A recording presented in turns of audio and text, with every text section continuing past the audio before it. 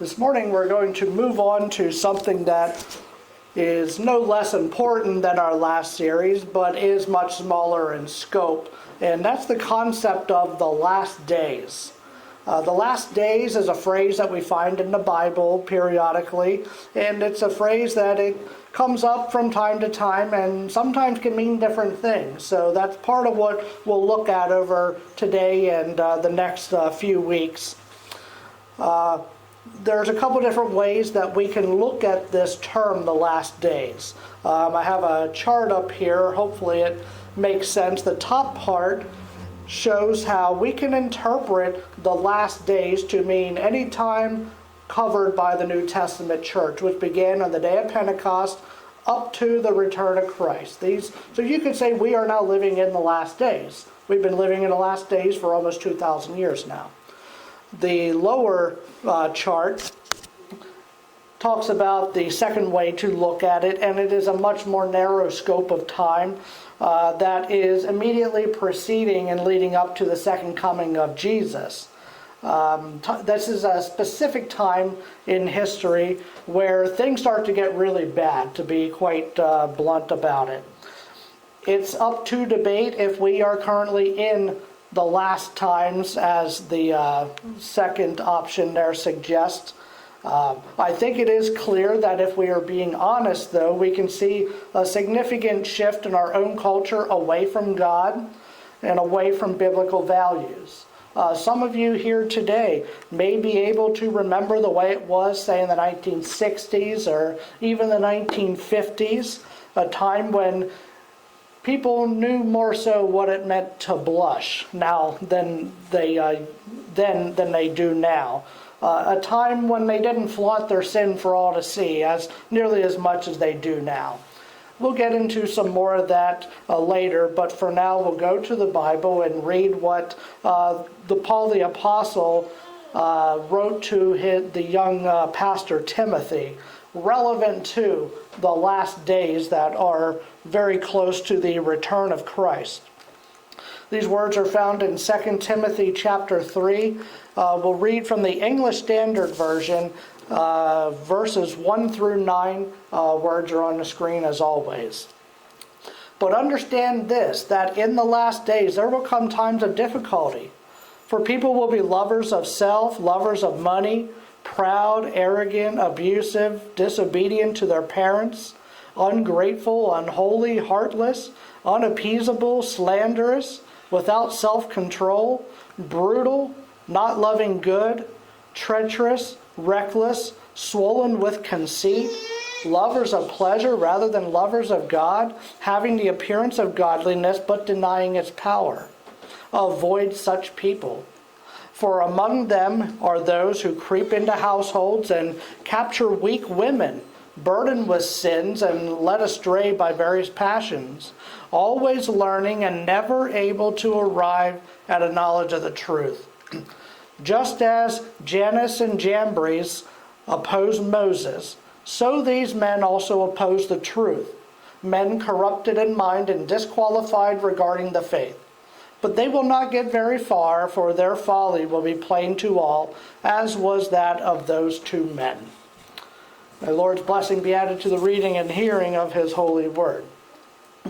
Now, I just said a minute or two ago that the term last days could be interpreted in a couple of different ways. The question is, how do you know which one any given usage is referring to? Well, it is rather easy to consider the context of that specific passage.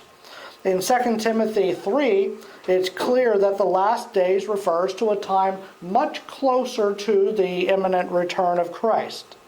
During that time in history, we will see an increase in the ways that people sin. Because God loves us, though, He doesn't want us to be scared by this or confused by this, so He gives us some signs to look for. Having said that, in God's wisdom, He did find it not necessary and not a good idea to give us the exact day and time when Christ will return. Otherwise, we wouldn't be as vigilant as we should be.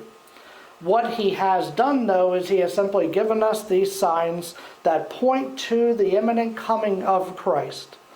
And we don't need to know the exact day or time that he will return, because when these signs appear, it will be very clear, and we will be able to see Jesus coming like a freight train in the distance. Until then, if we're reading our Bibles and we are praying, then we won't be in the dark about these things. We'll know what to look for, and we can be discerning as believers. Discernment reminds me of a story about a poor man who went to his pastor to confess a sin that he was dealing with. He said that his family didn't have enough money, and so in order to provide food they needed, he stole a pig from a man across town and butchered it, and they ate it for dinner. Now he feels sorry about it. The man asked the pastor, he says, Pastor, well actually he was going to butcher it. He said, can you take this back? And the pastor said, well, it was wrong for you to take it. It would be wrong for me to receive stolen property. So no, I'm not going to take it back. Then the man says, well, what should I do? He says, well, of course, the right thing would be to take it back to the person you stole it from. And then he says, well, I asked him, but he wouldn't take it back. So then the pastor, okay, you stole it, you offered it back, he wouldn't take it. Now it's okay for you to keep it. Later that day, the pastor goes home and finds out that one of his pigs is missing. Yeah, that's... It would have been better for him in the story if the pastor were a little more discerning about what was going on here. God calls us to be discerning in many ways. We need to be considering things to the best of our ability from God's perspective, especially in reference to this issue of the end times. Things are lining up for certain events to take place, which sets the stage for the second coming of Christ. Now in this letter, Paul gives us a laundry list of characteristics that will define people during these last days. What it all means is that the first sign that the last days are coming soon is godlessness will be rampant all throughout the world. God knew from the very beginning that this was going to happen, so this isn't anything new. This certainly doesn't surprise God.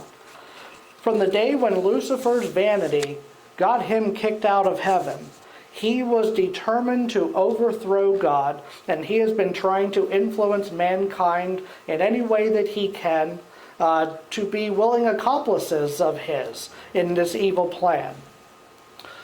Then you go to the Garden of Eden, and Lucifer learned in the garden that people are more likely to follow him if he can come in and separate the family unit. He enticed Eve to exercise authority over her husband that she didn't have. And then later, he turned Cain against Abel, brother against brother, enticing Cain to kill Abel. As the book of Ecclesiastes says, there's nothing new under the sun. Lucifer has been using these same tactics ever since then, especially in the 20th and now into the 21st century. In America specifically, we see a coordinated attack on children. For well over 50 years now, probably much longer than that, there has been a concerted effort to indoctrinate children away from God by the culture, and even some schools have gotten on board. I love reading graphic t-shirts. A couple of weeks ago we went to the beach, and there's these stores that have all these t-shirts, and I just like reading what all they say. I really get a kick out of them. I don't buy any myself. But this is one that was actually rather profound that I saw many years ago. And it simply has a brief dialogue. It says, "Student to God, why do you allow violence in my school?" Then it says, "God to student, because I'm not allowed in your school." For example, back in the 1950s and 60s, maybe some of you remember, it wasn't all that uncommon for boys to take their rifles to school. Maybe they were constructing a gun cabinet in shop class and you needed to make it the right dimensions and so forth. It wasn't a big deal back then, and we never had a school shooting. However, through time, God was removed from school, prayer was removed from school, Bible reading removed from school. And now look what we have 50 plus years later. We blame guns, we blame parents, we want to blame everyone except the person who pulled the trigger. The enemy knows if he can corrupt the minds of the youth, then he has a stranglehold on the future. That's why the youth are such a important and key pawn in this cosmic battle that is going on around us, and often we're oftentimes blind to it. Make no mistake, the enemy is very smart. He knows that he can get to children faster if he breaks up the home. Sometimes broken families result in children and adults even seeking out psychiatric help, trying to deal with the rubble that was made of their home life. When that happens, it is important to find a good Christian therapist, but sometimes it's difficult to find a good Christian therapist. I was doing some research on it. I came across an article in Psychology Today written by Dr. John Amadeo, and he talks about dealing with difficult feelings. And I don't know if this doctor is a Christian or not, but he writes in this article about times when people come to him struggling with very strong feelings, and he writes these words: I ask people, can you be with this feeling in a gentle, caring way? I might also help them find some distance from painful feelings so they are not so overwhelming. End quote. I don't have a PhD like Dr. Amadeo.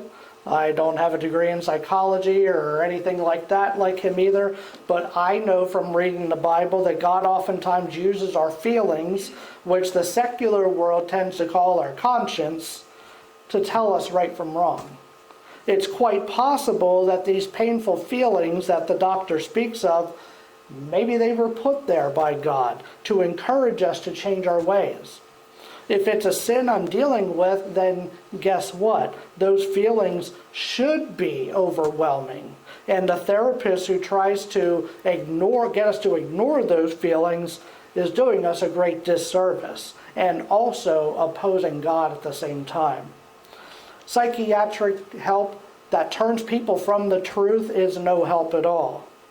And that leads to our second point this morning, which is that the people that Paul writes of never arrive at a knowledge of the truth. A simple reason why they never arrive there is because they oppose it in the first place. First chapter of Romans tells us that no atheists exist. A lot of people find that surprising. If you ask an atheist, they'll say, no, I don't believe there's a God. But what really is happening is they're simply lying about it. And they know deep down inside, in the pit of their soul, that God does exist. And they simply oppose him. So they say that he doesn't exist because they don't want him to exist. They have rejected him that much. Earlier we spoke of the Garden of Eden, where we see the first instance of people rejecting the truth of God. God told Adam and Eve, you can eat from any tree except this one specific tree, or else you're going to die. So what do they go do? They rejected God's truth in favor of the serpent's lies, and the rest is history. Nothing significant changed since then. So it's just the same old thing over and over again. God says, don't eat from this tree. But I don't want God to tell me what to do. I want to be able to do whatever I want. God's probably just trying to keep me under his thumb for some demonic reason that I'm not aware of anyway. So God's not going to tell me what to do, and I'm going to go eat from that tree. Well, when people talk like that, here's what you can look out for.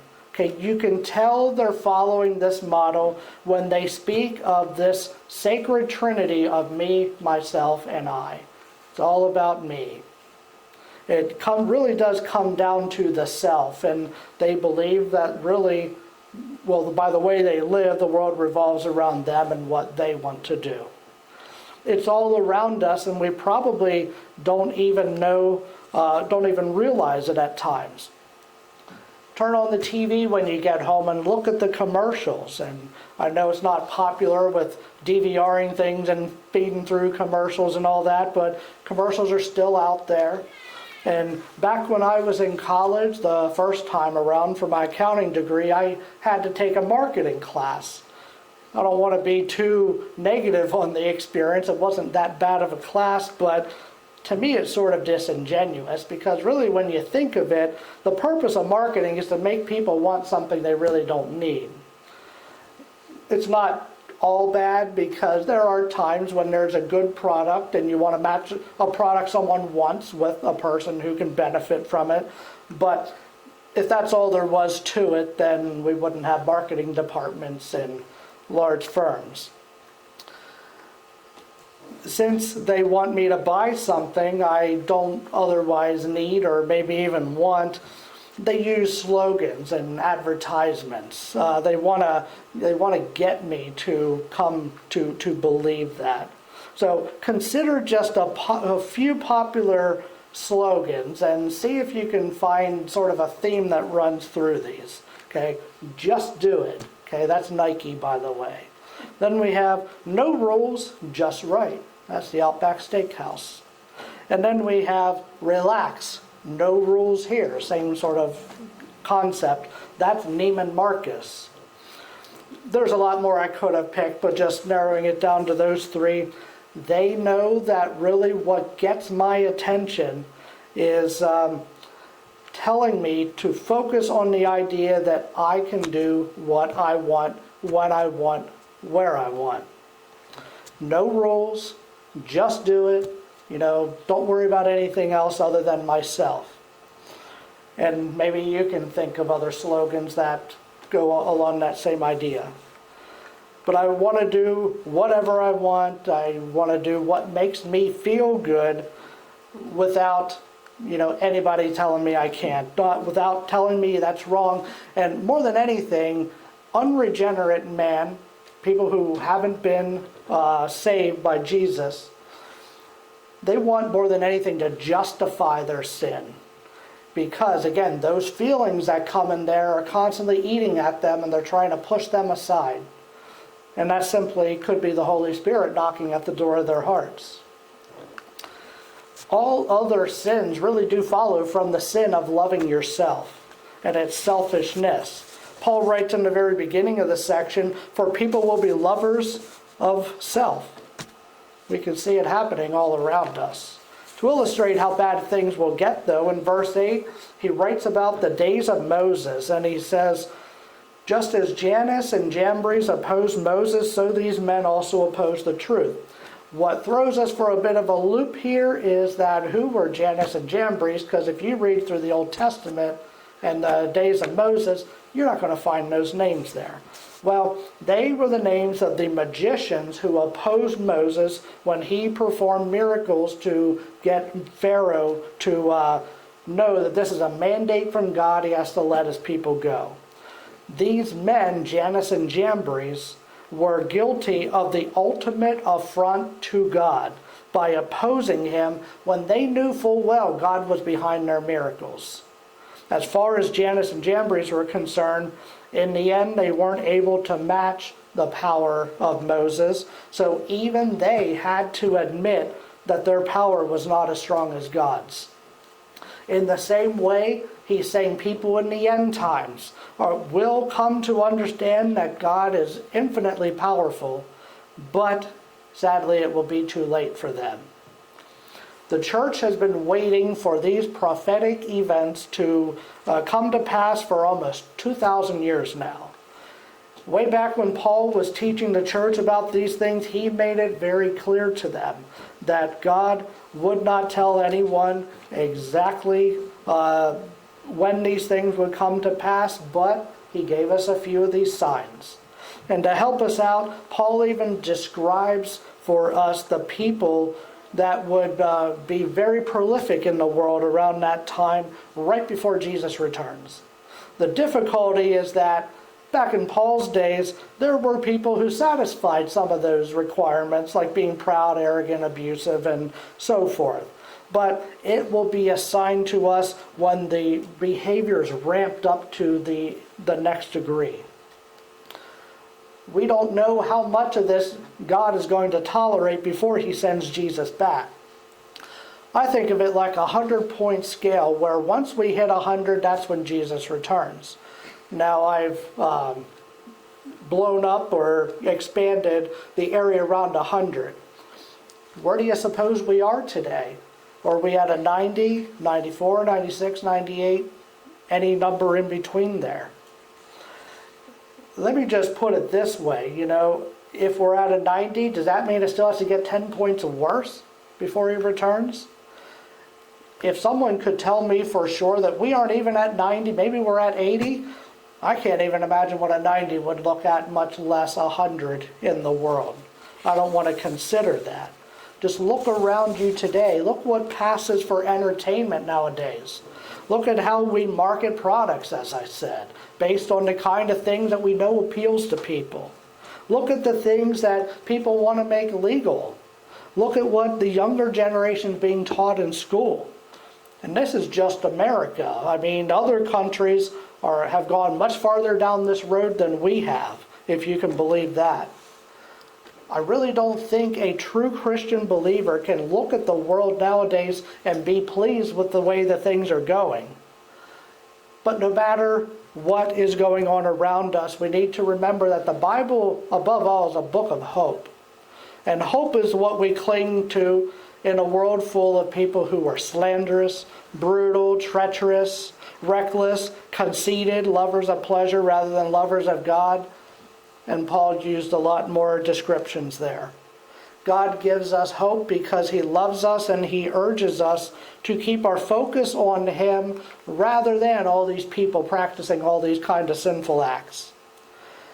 And it's very ironic that the worse the world gets, the closer we are getting to being at the end of and getting rid of the people who delight in ungodly living, as Paul describes.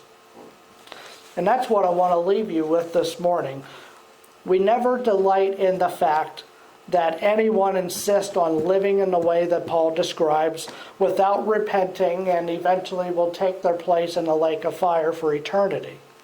As Christians, that should break our hearts.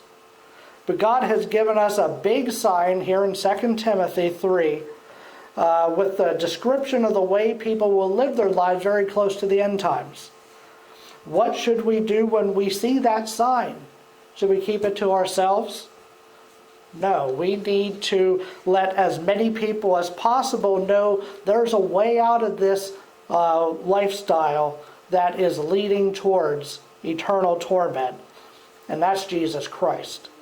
This is the time now. Wherever we're at on this scale, I don't care if we're at a 99, there's still time left to be as active as possible, working through your church, working through supporting any evangelistic outreach possible, doing whatever you can to do your part to bring people to saving faith in Jesus Christ. Maybe you think, yeah, we're probably at a 90. But what if we're wrong? What if we think we're a 90 and we're at a 99? None of us know the mind of God. That would allow us less time to do the right thing. None of us know the mind of God. We only know what he's revealed to us through his holy word. And the purpose is to guide us so that we act accordingly to his will. May God guide you, every person here, as you consider how you can best serve him and do your part to bring people to salvation through the name of Jesus Christ. Let's close out with a word of prayer.